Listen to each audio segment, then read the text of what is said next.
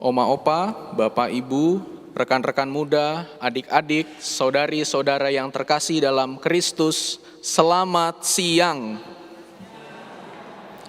Siapa yang hari ini sudah liburan? Sudah ya, ada beberapa yang sudah liburan ya.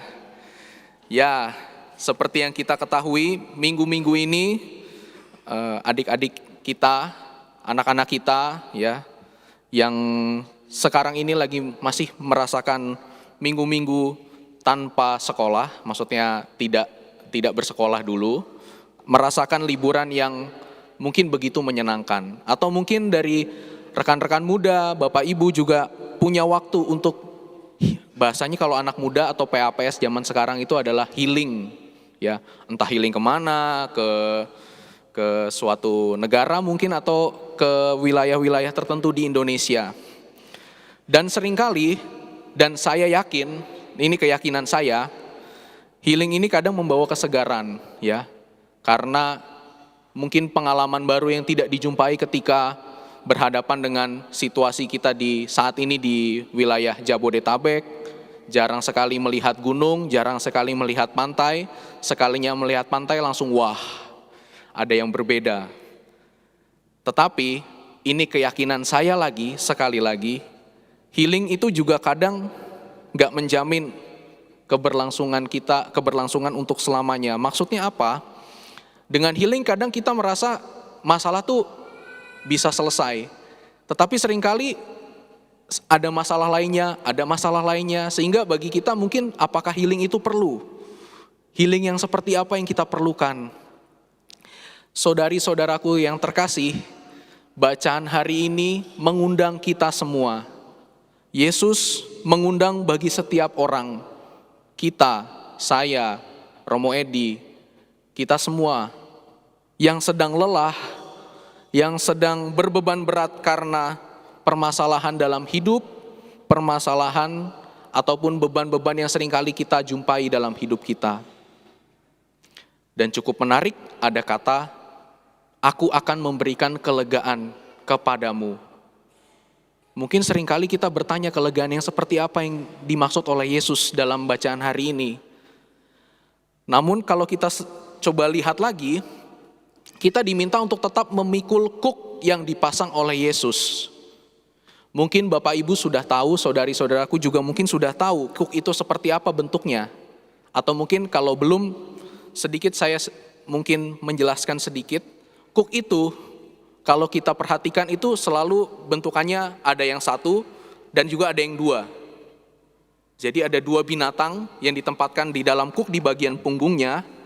Lalu kemudian binatang itu kemudian dengan kuknya itu kemudian mungkin pada zaman bangsa Israel dulu untuk keperluan anggur, ya, mengirik anggur itu biasanya menggunakan tenaga binatang dan itu seringkali dalam jumlah yang besar harus menggunakan tenaga yang besar, seperti binatang-binatang semacam kerbau ataupun sapi. Dan tidak pernah sendiri, selalu berdua. Dalam keyakinan saya, mungkin yang ditawarkan oleh Yesus dalam kesempatan ini memikul kuk yang dipasang dan belajarlah padaku, artinya bukan posisi Yesus yang berada di atas dan seolah-olah dalam tanda kutip kita yang menjadi binatangnya, bukan. Justru Yesuslah yang selalu menemani, Yesus yang menjadi sama dengan kita, belajar kepadanya dan selalu ikut memikul kuk bersama-sama. Dan saya rasa refleksi ini cukup mungkin menjadi permenungan bagi kita. Seringkali kita merasa sendiri, seringkali kita merasa punya beban berat, tetapi beban berat itu hanya dipikul sendiri. Kita sendiri merasa sanggup, saya sendiri merasa sanggup, tetapi disinilah Yesus mengajak kita untuk, ayo, saya sudah mengundang kamu, ayo, saya mengajak kamu untuk tetap berjalan. Aku tahu beban berat selalu ada di dalam hidupmu, maka sama-sama kita berjalan. Aku juga berjalan di sampingmu, kamu juga harus mencoba belajar daripadaku. Belajar dari Yesus yang kemudian kita rasakan dalam bacaan kedua. Bagaimana Yesus kemudian dalam keyakinan Paulus, relasi yang cukup mendalam, cukup erat ketika berjumpa dengan Yesus adalah bagaimana kita tetap hidup dalam Roh Kudus.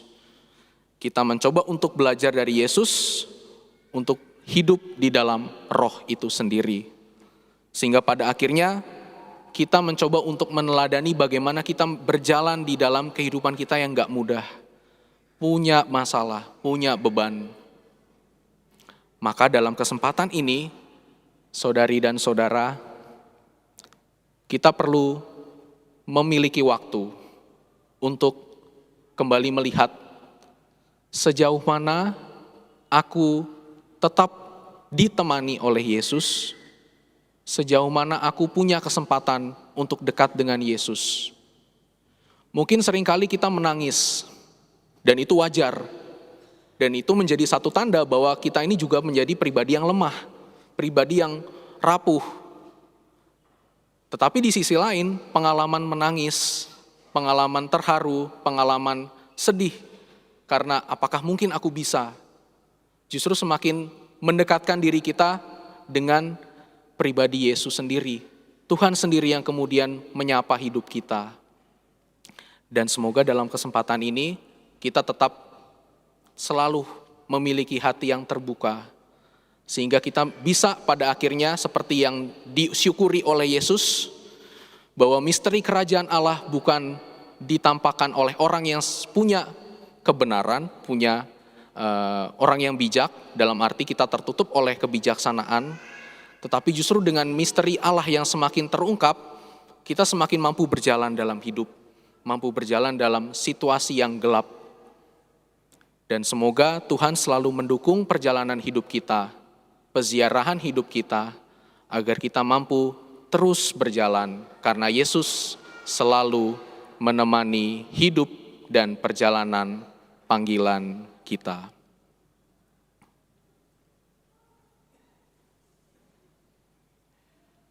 Kemuliaan kepada Bapa dan Putra dan Roh Kudus,